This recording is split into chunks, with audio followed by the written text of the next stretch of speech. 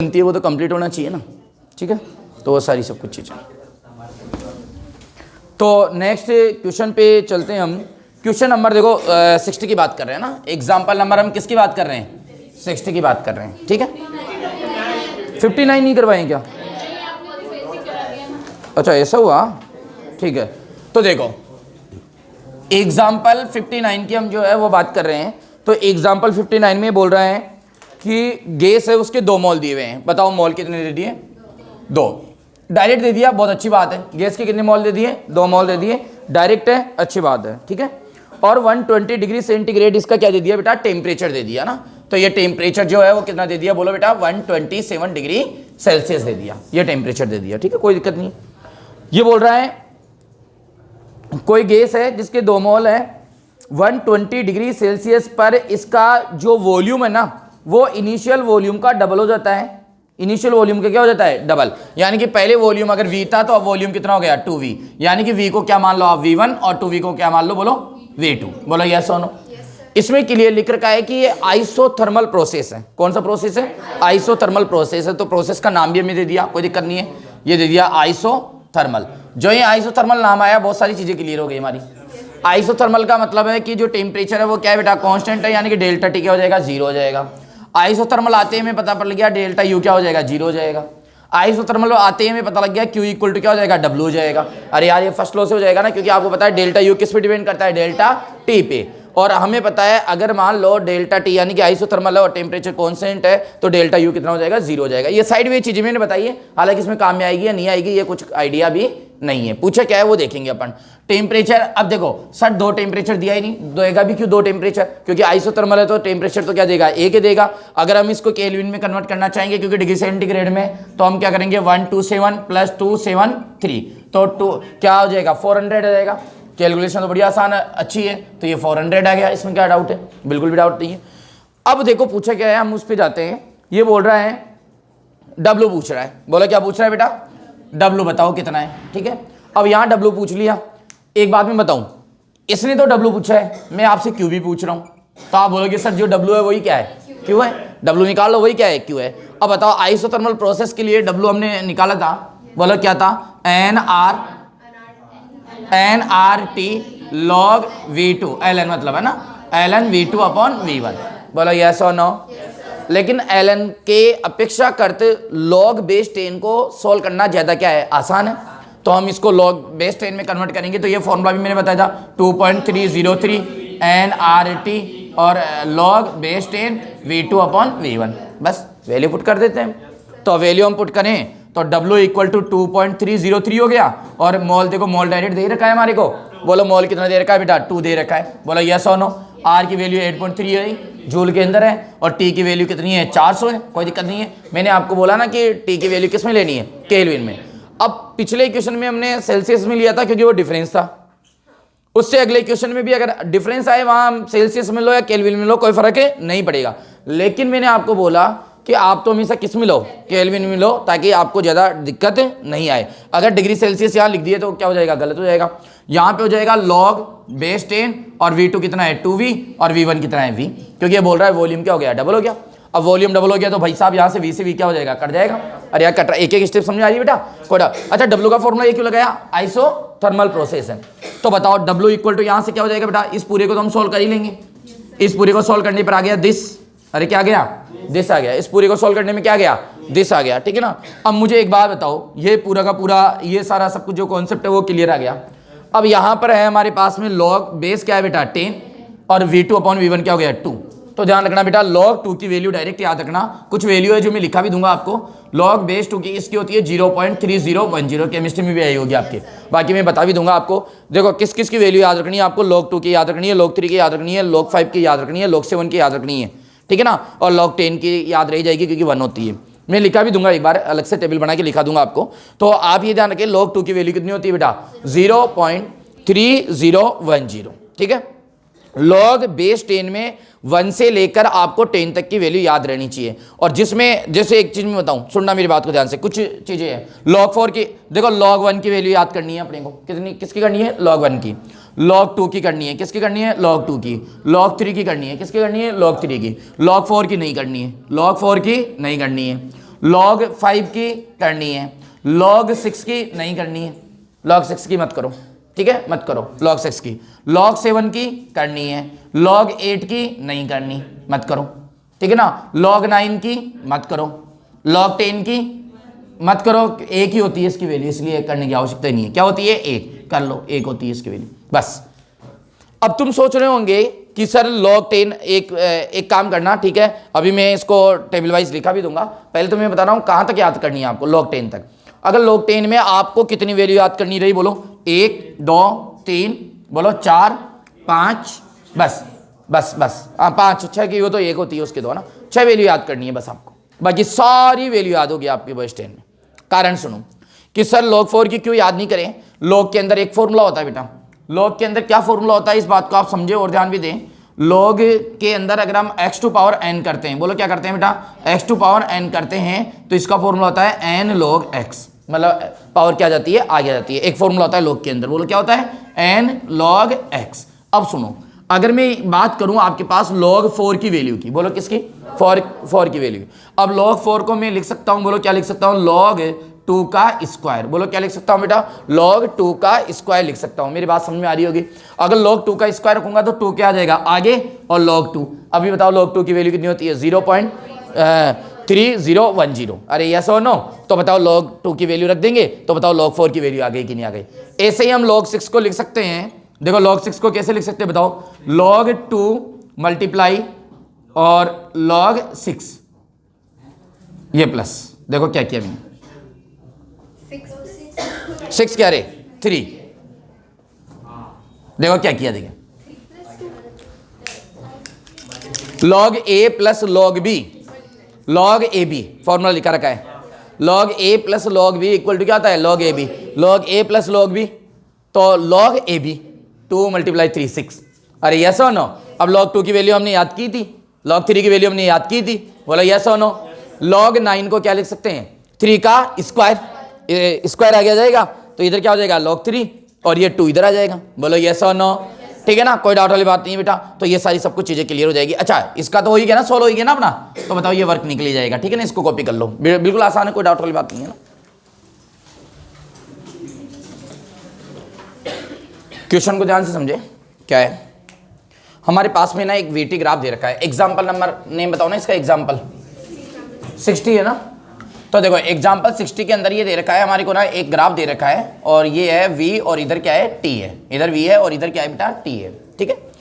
एक हमारे को क्या है इसमें इस प्रकार से एक ग्राफ दे रखा है, ये इस टाइप से, ठीक है, बोल रहा है कि यहाँ पे जो टेम्परेचर है वो है T1, यहाँ पे जो टेम्परेचर है वो क्या है T2 है, यहाँ पे जो टेम्परेचर है वो क्या है V1 है, और यहाँ पे जो टेम्परेचर है वो क्या है V2 है, ये इस प्रकार से दे रखा है, ठीक है। यहाँ पे टेम्परेचर कितना दे रखा है T1 है, यहाँ टेम्परेचर कितना है T2 है, यहाँ वॉल्यूम कितना है V1 है और V2 है, ठीक है ना, और इसको ये इस प्रकार से दे रखा है ऐसे, ठीक है। ये बोल रहा है कि आप है ना यहाँ पर हमें बताओ, बस ये दे रखा है, बोले कि यहाँ पर हमें क्यों बताओ, क्या बताओ, क्यों बताओ, हीट कितनी देंगे हम, ठीक है। मैं एक चीज बताऊं पहले, तो ये देखो ये साइकिल प्रोसेस है, बताओ क्या है, साइकिल प्रोसेस है, ठीक है ना। इसमें ऑप्शन दो प्रकार से हमें देखे जा सकते हैं, ऑप्शन दो प्रकार से देखने को मिल सकते हैं, एक तो इन टर्म्स ऑफ लॉग, बोलो क्या, इन टर्म्स ऑफ लॉग। पहले तो मैं एक बार बता दूं, ठीक है, ये क्लोज लूप बना रहा है, कोई दिक्कत वाली बात नहीं है, हमारे को कोई समस्या नहीं है। ये बोल रहा है कि क्यों बताओ हमारे को, तो क्या बताओ, क्यों बताओ, ठीक है, हम क्यों बता देंगे, कोई समस्या नहीं है। हम जल्दबाजी में क्या करते हैं, सुनना मेरी बात को ध्यान से, हम जल्दबाजी में ये देखते हैं कि इसको देखो वीटी ग्राफ ना देख के पीवी ग्राफ देख लेते हैं, इसको क्या देख लेते हैं, पीवी ग्राफ देख लेते हैं, ठीक है। और हम ये देख लेते हैं क्योंकि आपको देखो, मैं रिपीट करने की हर क्वेश्चन में मेरी ये बिट रहती है, मैं आपको बता दूं बेटा, पीवी जो ग्राफ होता है, बोलो क्या होता है, पीवी ग्राफ, पीवी ग्राफ के अंदर ध्यान रखना साइकिल प्रोसेस के लिए डेल्टा यू 0 होता है, पीवी ग्राफ में साइकिल प्रोसेस के लिए डेल्टा यू क्या होता है, 0 होता है, ठीक है। चलो कोई दिक्कत वाली बात नहीं। हम पीवी ग्राफ का जो एरिया है साइकिल प्रोसेस का, वो वर्क के इक्वल होता है, किसके इक्वल होता है, वर्क के इक्वल। मेरी बात को समझना, अरे यार क्या बोला मैंने, पीवी ग्राफ जो होता है उसका जो एरिया होता है ना, एरिया वो किसके इक्वल होता है, वर्क के इक्वल, बढ़ रहा है ना आपको। दूसरी एक और बात देखना कि फर्स्ट लो होता है W equal to Q plus delta U, ये आप समझना, ये सब पीवी के लिए बता रहा हूं मैं, किसके लिए बता रहा हूं, पीवी के लिए। अब मुझे एक बात बताओ, जब डेल्टा यू 0 है तो W किसके इक्वल हो गया, क्यू के लिए। हम ये बोलेंगे कि जो पीवी ग्राफ का सारा एरिया है ना, पीवी ग्राफ का पूरा एरिया है वो किसके इक्वल आएगा, डब्ल्यू, और डब्ल्यू किसके इक्वल है, क्यू, क्योंकि डेल्टा यू क्या हो गया, 0। अब बताओ इसमें पूछा क्या है, क्यू। तो हम क्या करते हैं, जल्दबाजी में इसका एरिया निकाल देते हैं और एरिया निकाल के बोलते हैं यही तो क्या है, डब्ल्यू, और यही क्या है, क्यू। ऑप्शन में भी मिलेगा लेकिन गलत हो जाएगा, नंबर माइनस में आएंगे। पूछो क्यों, क्योंकि हम जल्दबाजी में ये नहीं देख पा रहे हैं कि ये बात तो किसकी है भाई, पीवी ग्राफ की है, और यहां ग्राफ कौन सा दे रखा है, वेटी ग्राफ दे रखा है। मैं इसको इस प्रकार से बता रहा हूं कि यहां पे कोई कंफ्यूजन भी नहीं हो आपके कि सर आप तो पहले बोल रहे थे साइकिल प्रोसेस तो डायरेक्ट क्या निकाल लो, एरिया निकाल लो उसके अंदर का आ जाएगा पूरा, तो ऐसे नहीं होगा। अब हमें इसको क्या करना पड़ेगा, क्यू निकालने के लिए। अच्छा साइकिल प्रोसेस है, पहले मेरी बात को समझो, क्या है बेटा, साइकिल प्रोसेस है, तो एक बात तो तय है कि जो क्यू और डब्ल्यू है वो तो इक्वल तो होंगे, ये तो बात तय है, इसमें कोई दिक्कत नहीं है। बोलो कौन सा प्रोसेस है, तो Q और जो बेटा W है वो क्या होंगे, सेम तो होंगे, ये बात तो तय है, ये तो निर्धारित है। लेकिन ये निर्धारित नहीं है कि W कैसे निकलेगा। ये जल्दबाजी में हम क्या करते हैं, केवल इसका एरिया निकाल देते हैं, बोल देते हैं W है। वो तब होता है जब यहां क्या आता, V आता है ना, लेकिन अब ऐसा नहीं होगा। तो हमें क्या करना पड़ेगा, इसको नाम देना पड़ेगा। हमने नाम दे दिया ABC, हमें लगानी पड़ेगी यहाँ पे बुद्धि, बुद्धि का यूज करना पड़ेगा। एक एक लाइन का वर्क निकालेंगे, एक एक लाइन का क्या निकालेंगे, वर्क, क्योंकि इसके अंदर है ना अलग अलग प्रकार के प्रोसेस हैं, अलग अलग प्रकार की क्या है, प्रोसेस। आप देखो ना, आप एक बार AB लाइन को रीड करो, आप बोलोगे सर AB लाइन में y ना इंक्रीज हो रहा है ना डिक्रीज हो रहा है, केवल और केवल सर AB लाइन में जो है वो टेम्परेचर इंक्रीज हो रहा है। तो AB में y इंक्रीज और डिक्रीज नहीं हो रहा, तो AB के लिए वॉल्यूम क्या है, कांस्टेंट है, और वॉल्यूम कांस्टेंट है, तो सर ये क्या हो गया, आइसोकोरिक प्रोसेस हो गया। क्या हो गया, आइसोकोरिक प्रोसेस हो गया। और सर आइसोकोरिक प्रोसेस की खास बात ये है कि W0 होगा। बोला बात समझ में आ गई क्या, कंफर्म है, कोई डाउट वाली बात नहीं है। दे तो ये पीटी ग्राफ ही रहा ना, सॉरी VT ग्राफ, हाँ बिल्कुल VT ग्राफ। तो अब एक बात बताओ, हर प्रोसेस में हमें क्या लगानी पड़ेगी, बुद्धि लगानी पड़ेगी। तो हम लगा रहे हैं, 3 प्रोसेस है, एक तो AB, एक BC और एक CA। तीनों में हमें लगाना पड़ेगा, हमें देखना पड़ेगा कौन सा, पहले तो प्रोसेस का नाम पता करना पड़ेगा। क्या पता करना पड़ेगा, प्रोसेस, क्योंकि हर प्रोसेस के लिए वर्क का फॉर्मूला हम जानते हैं। हर प्रोसेस के लिए मैंने आपको बताया, वर्क लिख के एक टेबल बना के उसमें चारों जो सब अलग अलग प्रोसेस में वर्क के फॉर्मूले होते हैं सारे एक जगह लिखाई थे आपको। मुझे प्रोसेस को आइडेंटिफाई करना है, मुझे प्रोसेस को आइडेंटिफाई करना है, बिल्कुल एक्टिव होकर ध्यान रखना बेटा। तो प्रोसेस को मैं आइडेंटिफाई कैसे कर रहा हूं, मैं एक लिख रहा हूं बेटा यहां पर AB, बोलो कौन सा AB, एक कौन सा लिख रहा हूं BC, और एक कौन सा लिख रहा हूं CA। बताओ कितने प्रोसेस है भाई, 3 ही तो है। अब मैं तीनों के क्या लिख दूं, नाम लिख दूं, फिर मैं वो वैसे वर्क का फॉर्मूला लगा दूंगा। बताओ AB कौन सा प्रोसेस है, सर AB प्रोसेस में देखो y नहीं बढ़ रहा है ना घट रहा है, यानी कि वॉल्यूम क्या है, कांस्टेंट है। तो सर AB है आइसोकोरिक। बोलो AB क्या है, आइसोकोरिक है। यार गलत बोला क्या मैंने, AB क्या है, आइसोकोरिक है। सर आप देखो BC के अंदर देखो ना, सर BC के अंदर जो है वो टेम्परेचर जो है वो नहीं बदल रहा है। देखो आप, ये वर्टिकल लाइन है तो इसमें x चेंज नहीं हो रहा है, ओनली क्या चेंज हो रहा है, y, यानी कि वॉल्यूम बढ़ रहा है, लेकिन टेम्परेचर क्या है, कांस्टेंट। सर टेम्परेचर कांस्टेंट होता है तो होता है आइसोथर्मल। बोलो क्या होता है, आइसोथर्मल। तो बताओ ये क्या है भाई, आइसोथर्मल प्रोसेस। बोलो कौन सा प्रोसेस है, आइसोथर्मल प्रोसेस है। क्या मेरी बात समझ में आ रही है आप लोगों के। अब बताओ कौन सी की बात करते हैं हम, CA की। बताओ CA की। अब CA के अंदर ये देखो कि ये इस प्रकार से एक स्ट्रेट लाइन आ रही है, एक इस प्रकार से स्ट्रेट लाइन आ रही है, तो हमें पता है V डायरेक्टली प्रोपोर्शनल क्या है, T है। बोलो क्या गलत बोला क्या यार, अरे V डायरेक्टली प्रोपोर्शनल क्या है, T है।